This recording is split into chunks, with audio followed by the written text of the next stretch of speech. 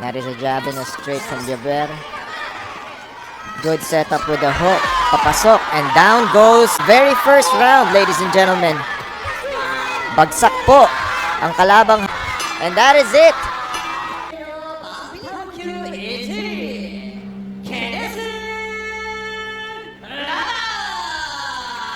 他就是来自新疆天山哈伯兰俱乐部的阿亚提。阿亚提啊，从身材上，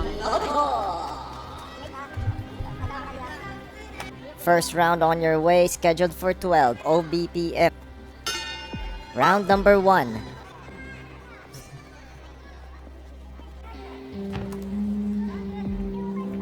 看今天还能不能够出现 KO。 Liaver now takes center of the ring, opens up. In the case of Kenneth Liaver naman 的比赛，Definitely got his attention.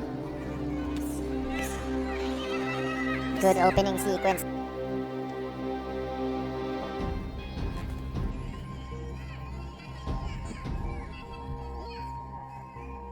very Good straight to the face of Tulio. 因为这名选手肩很宽啊，看。So this is where Cody 具有臂长的优势。 Combinations para rin hindi makaset up yung kalaban niya from 其实这里面可能会是有这样一个原因啊，因为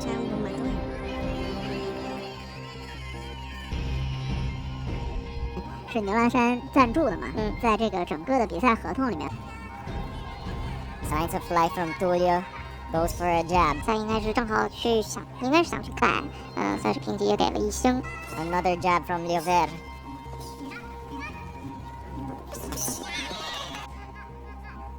Up with a jab. Good setup with a hook. Papasok and down goes to very first round, ladies and gentlemen. 10秒钟的时间。 Bad intentions from 其实相对来说，我们更愿意看到，像我们 yes from Liaver. 但是被控开啊，被控开就比。The thing is yung sa height difference sila medyo. See him, he's stalking, but he's slowing down the fight. Yes. Both moving forward sabay. 好的一个机会去。He's really out to impress. He's using his footwork, he's in and out, in and out, yung labas-pasok niya.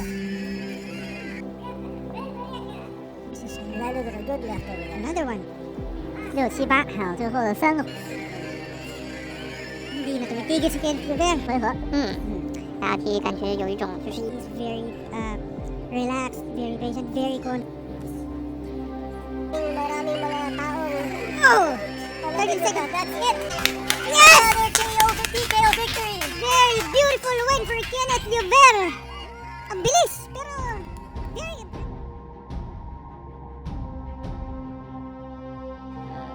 Jima'i keharakasta deyindik. Ortada 9 yaşta ayırma bari kendiye ait ödül. 54 peki aydan kaçırdı. Yemek biraz 400 falan kaçırdı. Güçleri var. O da aktifti. Kenneth Musker, Kenneth Liaver rolü. Round. Bu şekilde büyük öteşteki 7. yetmiş.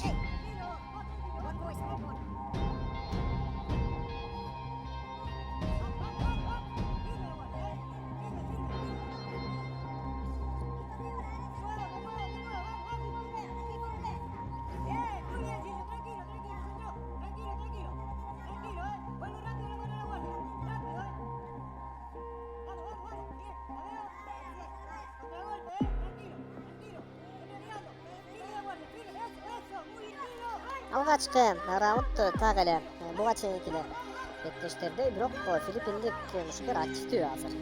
Algaçkı roundda öte ıldan birdi. Көрсөтүлү. Атандаш тажрыйбалуу. Жал өзүнүн тажрыйбасына басым жасап, бир бир келген мүмкүнчүлүктү бүтүп жатабы. Арена, Бишкек арена буга чейинки беттештерге салыштырмалуу тынчып калды. Менимче көрмандар бир жакшылап дем алып келип, менимче бардыгы талашсыз түрдө Самат Абдрахмановдун беттешин бүтүп жаткандыгы анык. Соңку бөлүк ошентип биринчи раунд эле акырындап соңуна жакындап.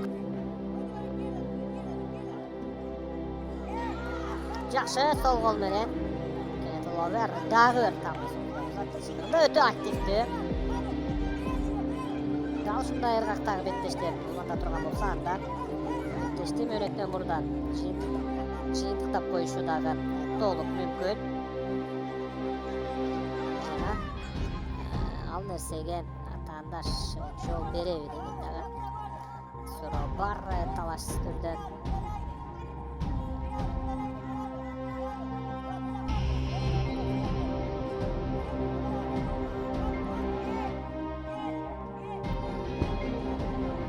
Жана күтөлү экинчи раунд эле жакшы дагы бир оң гол менен таамай сокку көрөлдү. Атаандаш Лушания Баньордун бою бир аз узураак калды.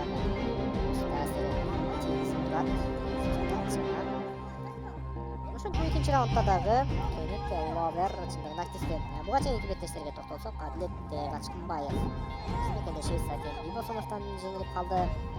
Сырга Абдыжапар уулу Аббасия Зебуяны 4-чү раунддун соңунда бир соңку менен тең салмак бойлуктан чыгарып жеңишти камсыздады. Эми Нуржигит экинчи раунд дээрлик соңуна чыгып калды.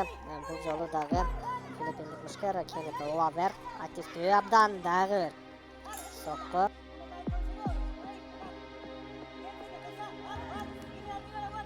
Үчүнчү раунд. Экинчи раунд эми жеке биздин көз карашыбызда Кенет Ловер өз пайдасына чечкендей болду. Эми соккуларды сапаты кандай болду? Канча сокку болду? Анын баарын албетте калыптар чечет. Бирок негизинен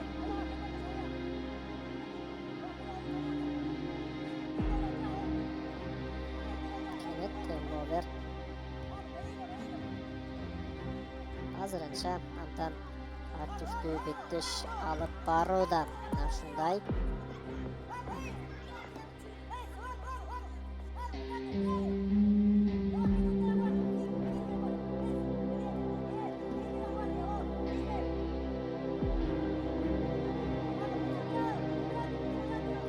экинчи раунддун башында абдан коркунучтуу беттеш менен баштаган Кенет Ловер, бирок азырынча андан бир аз жүрүшү Лучина Баньор качан аракетке киришет. Дагы да болсо Кенет Ловер активдүү.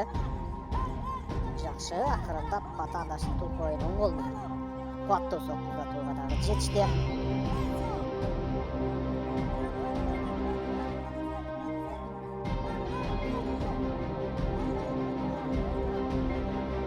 Өтө жай мүнөздө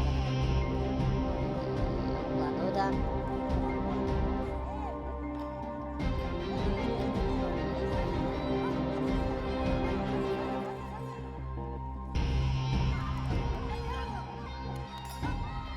Жана үчүнчү раунддагы